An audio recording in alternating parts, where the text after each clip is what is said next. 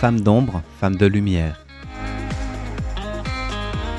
Bonjour à vous qui nous écoutez, Florian Dai vous amène aujourd'hui à la rencontre de Li Jinglin. Bonjour à toutes et à tous et bienvenue sur les ondes de Radio Taïwan International.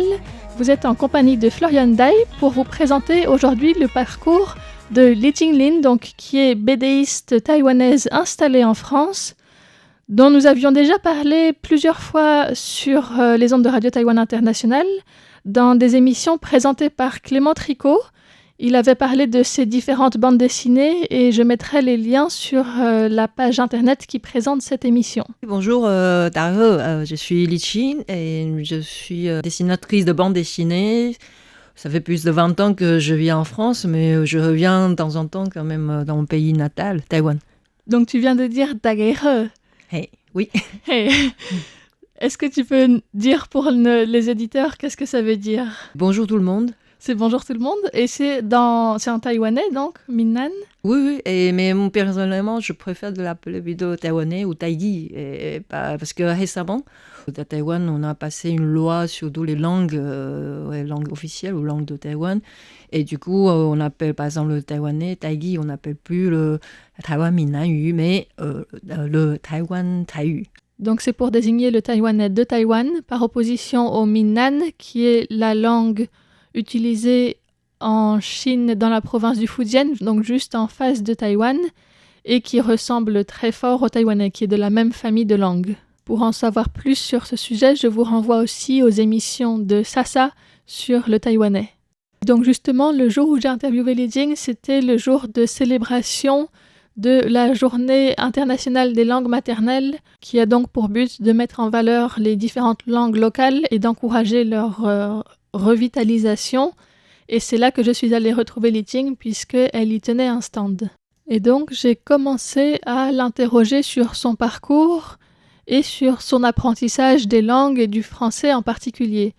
Elle m'a expliqué qu'elle avait commencé le français à l'université et à l'Alliance française. Mais en fait, c'était un hasard parce que quand j'étais à la fac, je voulais apprendre plutôt le japonais. Je venais de sortir des études assez lourdes de lycée et je fais trop d'activités à côté. Du coup, en fait, je n'ai pas beaucoup travaillé sur le japonais. Du coup, moi, je dis, ah mince, peut-être c'est mieux d'apprendre une autre langue. Et je choisis par hasard le français. Et c'est un hasard qui a continué puisque tu vis en France depuis 1999. Oui, c'est ça. Ouais. La plupart des gens de ma génération, ils préféraient plutôt partir aux États-Unis, au Japon. Mais moi, je me suis dit peut-être faire des études en France. Déjà, c'est moins cher. Du coup, j'ai décidé d'aller en France pour faire des études en illustration. Donc, tu as fait ces études à Angoulême d'abord ? Oui, et comme tout à l'heure, je venais de dire que je voulais plutôt apprendre l'illustration, mais moi, je n'étais pas prise par exemple, une école Art Déco de Strasbourg. C'est une très bonne école à illustration. Ils ont formé plein des auteurs, illustrateurs très connus, mais je n'ai pas été prise. Du coup, j'ai été prise par l'école d'art d'Angoulême. Donc, il y a une section en bande dessinée. Je me suis dit, peut-être ça ressemble, bande dessinée et illustration, et c'est pour ça que je suis encore par hasard devenue dessinatrice de bande dessinée. Tu as aussi fait des courts-métrages, tu as continué tes études d'animation aussi ensuite à Valence. Oui, c'est vrai que moi j'ai l'impression que je change souvent des chemins, ma vie, et ça fait des zigzags. Voilà, après mes études en bande dessinée à Angoulême, mais aussi c'était pendant mes études dans cette école d'art, j'ai découvert le cinéma d'animation et moi je me suis dit ça aurait été intéressant de creuser un peu plus. Et c'est pour ça que je suis allée à Valence, pas trop loin de Lyon, pour faire des études dans une école privée, ça s'appelle La Poudrière, qui nous enseigne plutôt la réalisation de courts-métrages en animation. Et après 2 ans des études, j'aurais pu continuer à faire mes propres films, comme les amis de ma promo. Mais moi, j'ai l'impression que préparer un court-métrage, déjà, ça prend assez longtemps. Il faut chercher l'argent et après essayer de convaincre que les gens te donnent l'argent pour financer le projet. Et du coup, je suis retournée à la bande dessinée. Et donc, jusqu'à maintenant, tu as publié 3 bandes dessinées en France. Oui. Des romans graphiques. Donc, le premier, c'est Formose. Juste simplement, de quoi ça parle, Formose ? Formose, en fait, il s'agit un peu de mes souvenirs de l'enfance parce que je suis née dans les années 70 et que à Taïwan, à cette époque, c'était encore sous la dictature chinoise de Chiang Kai-shek. Bon, à cette époque, c'est déjà son fils. Ça veut dire, à cette époque, moi, j'adorais dessiner, mais en fait, moi, j'ai pris plutôt de faire le dessin de propagande anticommuniste, tout ça. Je n'étais pas consciente finalement de l'éducation que j'ai reçue à l'école et aussi dans les informations dans les médias. Et comment petit à petit que j'ai découvert la vraie histoire de Taïwan et par moi-même et aussi par la lecture. C'est un peu ce parcours-là. La deuxième bande dessinée que tu as publiée, c'est Fuda Fudak, l'endroit qui scintille. C'est plutôt une bande dessinée de reportage qui parlait justement d'un mouvement écologique des aborigènes et aussi des militants écologistes sur la côte est de Taïwan. Parce que comme tout le monde peut-être se souvient encore, il y avait un hôtel Meliwan qui a été construit à Taitung, mais après il y a des contestations. C'est plutôt cette affaire-là dont je parlais dans ce roman graphique. Le respect des populations aborigènes, la protection de l'environnement, on parle aussi de l'enfouissement des déchets nucléaires. Oui, c'est ça, ouais, parce que je n'ai pas parlé que du cas de Meliwan, de l'hôtel Meliwan. Il y a aussi d'autres villages aborigènes finalement qui se battent depuis très longtemps et que je suppose vous pouvez trouver même des reportages écrits ou radiophoniques sur l'internet sur par exemple le lutte et Tao de l'île des Orchidées. Oui, parce que c'est là que sont enfouis beaucoup de déchets nucléaires aussi à Taïwan. Oui, malheureusement qu'eux, ils ne pensaient pas tellement d'électricité, mais c'est eux qui ont ramassé tout.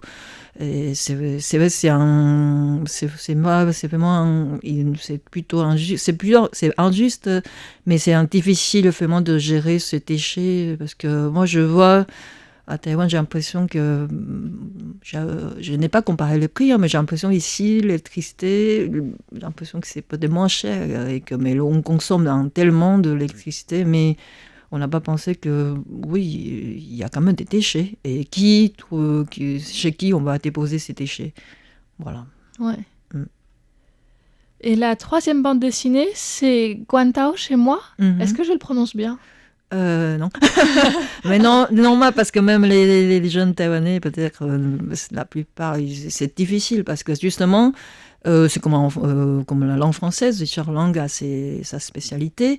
Et le G, c'est pas Ge, donc c'est Wantao. Wantao. Oui, c'est ça. Voilà, c'est Wantao, c'est pas Guantao, ou c'est Guan, c'est une île aussi, mais c'est Wantao chez moi. Wan, c'est notre. Tao, c'est maison. Et donc, dans ce livre-là, tu parles plus du sentiment d'appartenir à un endroit, de qu'est-ce que c'est chez soi, qu'est-ce qui fait qu'on se sent chez soi ou qu'on est accueilli aussi comme tel par la population autour, parce que les personnes dont la couleur de peau ne correspond pas à la majorité des personnes autour d'elles savent ça. On demande souvent d'où tu viens. Sur la première page, tu es avec une amie qui te demande quand est-ce que tu retournes chez toi. Oui. Alors que ça fait plus de 20 ans que je vis en France. Que tu vis en France, donc ça sous-entend que la France, c'est pas chez toi. Bon, c'est une question qui a l'air innocente, mais c'est vrai, c'est innocente. C'est souvent des amis, c'est des amis, hein. Bon, j'ai changé un peu son apparence. Je sais que c'était innocent, mais j'ai l'impression que, vu que je viens de quelque part, comme aussi c'est difficile d'imaginer pour certains que je pourrais m'installer, m'enraciner aussi quelque part, ou en même temps, j'ai chez moi, ici et ailleurs. Mais bon, c'est vrai que oui, je suis contente de retourner à Taïwan, mais ça me fait plaisir aussi de rentrer en France, que je fais ma vie pendant plus de 20 ans là-bas aussi.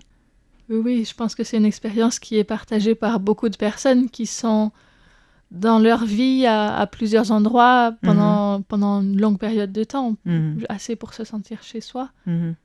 Ouais. Et après, c'est vrai que moi, je pensais que j'avais la chance de pouvoir avoir plusieurs chez moi, en France et à Taïwan. Mais dans ce livre, c'était un peu amer parce que je croyais que j'ai plusieurs chez moi, plusieurs endroits d'appartenance, mais parfois, il suffit de quelque chose, des problèmes, et finalement, tout d'un coup, j'ai l'impression que je n'ai plus ma place ni à Taïwan, ni en France, et où je pourrais y aller. Et c'est vrai, c'est un peu gênant. On a parfois beau être installé depuis très longtemps, quelque part, on reste l'étrangère. Ouais, mais c'est vrai qu'après dire que, par exemple, je vis la plupart du temps en France, et du coup, chaque fois quand je reviens, je pourrais paraître un peu comme une étrangère aussi, de savoir alors comment faire, se comporter ici. C'est vrai que peut-être certains m'ont dit, mais tu es devenue française. Oui, mais maintenant, je n'ai plus d'habitude qu'on me demande combien tu gagnes par mois ou des choses sur ma situation. Comment traverser la route tout à Ah, l'heure. déjà, oui, ça, c'est chaque fois, dès que je suis arrivée, rentrée à Taïwan, je dis, il faut que je change comme je change de chaîne télé. Dit maintenant, il faut prendre la mode taïwanais. Tu n'es plus le piéton que tout le monde respecte. Et attention, c'est la voiture qui domine ici. Voilà, oui, ça c'est important parce que sinon je vais me faire écraser par une voiture. C'est pas, il n'y a pas que moi qui sont comme ça. Et les amis qui sont qui ont vécu en France, ils se disent ok, fais gaffe. Oui, il faut un petit temps d'adaptation. Oui. Et alors, en dehors des bandes dessinées, qu'est-ce que tu fais aussi? Qu'est-ce que tu aimes faire? Est-ce que tu as d'autres projets?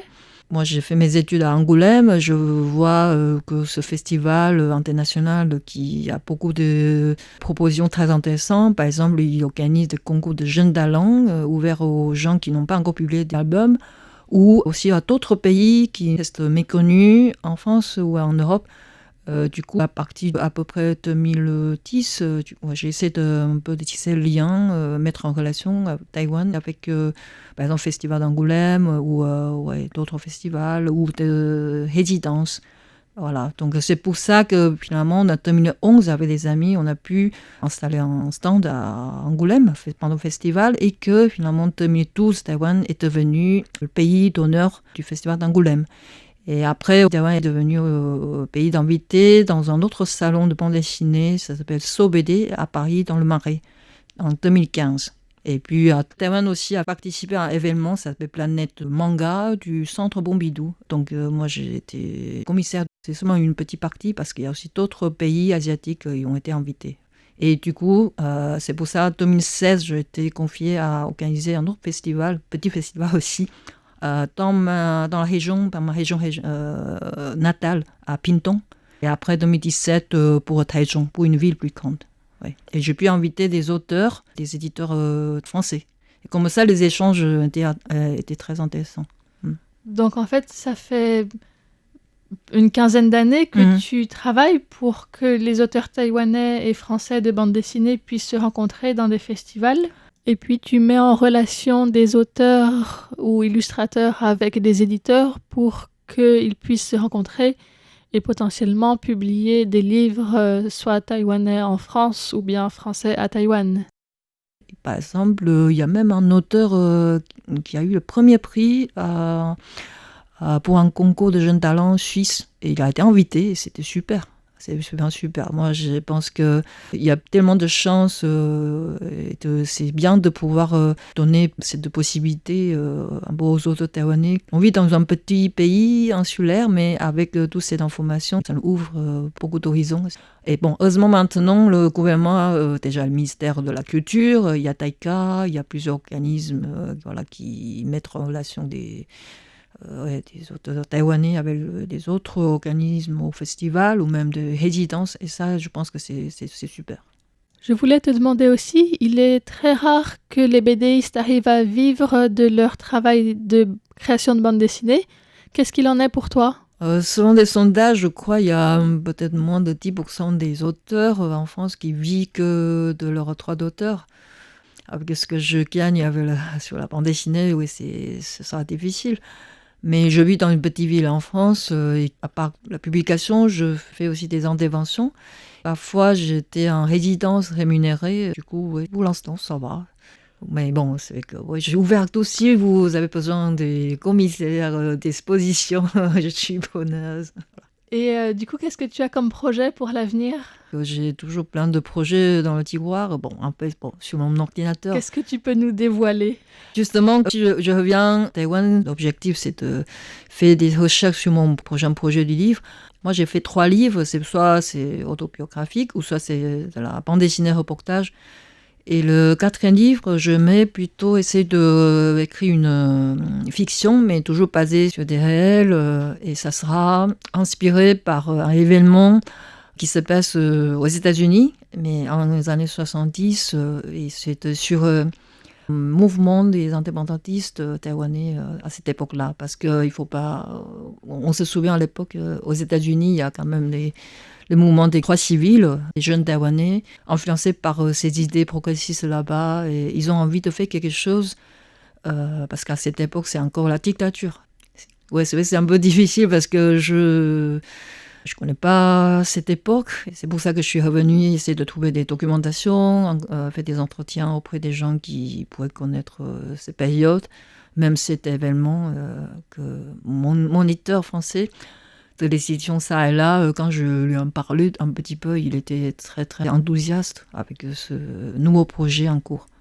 Bon, eh ben, ça donne envie d'en savoir plus en tout cas. Ce que je pourrais peut donner un peu plus d'informations, c'est que jusqu'à maintenant, on a aussi gardé ce nom, c'est de République de la Chine, à Taïwan.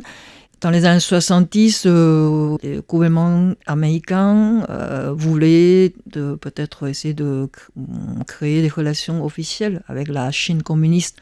Et comment ils vont gérer. En même temps, il y a aussi quand même la Chine libre, qui n'est pas libre. En fait, c'était une dictature.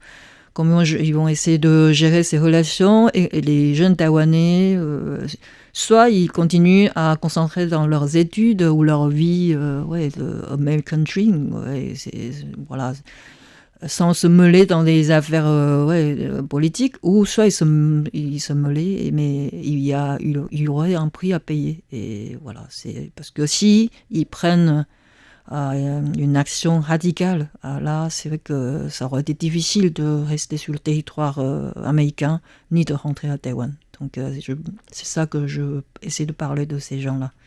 Que c'est grâce à eux que maintenant, 2023, l'année prochaine, on aura les élections présidentielles et que malgré la menace de la Chine, mais à Taïwan, on pourrait continuer à vivre. On a quand même bien survécu la pandémie. Il y a toujours cette menace de la Chine et plein de choses qui pourront arriver. Mais c'est bientôt le 28 février que j'aurais aimé que ce n'est pas seulement des vacances, on va s'amuser. Il faut penser un peu à tous ces gens qui ont subi la répression de la dictature. Et ceux qui se sont levés, sans malgré tout essayer de se battre contre cette grosse machine de répression. Voilà, que je leur rends hommage ici. Merci beaucoup. De rien, Tosha, zaihui. Zaihui. Voici donc pour le portrait de Li Jinglin, une personne que Maggie Roy, si je me rappelle bien, m'avait suggéré lorsque je vous avais invité à me proposer des personnes dont vous aimeriez en savoir plus pour cette émission. Donc voilà, si vous avez encore d'autres idées, c'est possible. Il y avait d'autres suggestions qui sont pour certaines en cours de préparation. Pour d'autres, comme Tsai Ing-wen, je pense que je vais plutôt attendre la fin de son mandat l'an prochain pour pouvoir faire un bilan qui soit un peu plus complet. Et puis peut-être aussi qu'elle sera plus accessible pour une interview une fois qu'elle ne sera plus présidente. Bonne journée et à la semaine prochaine. C'était Florian Dai pour Radio Taïwan International.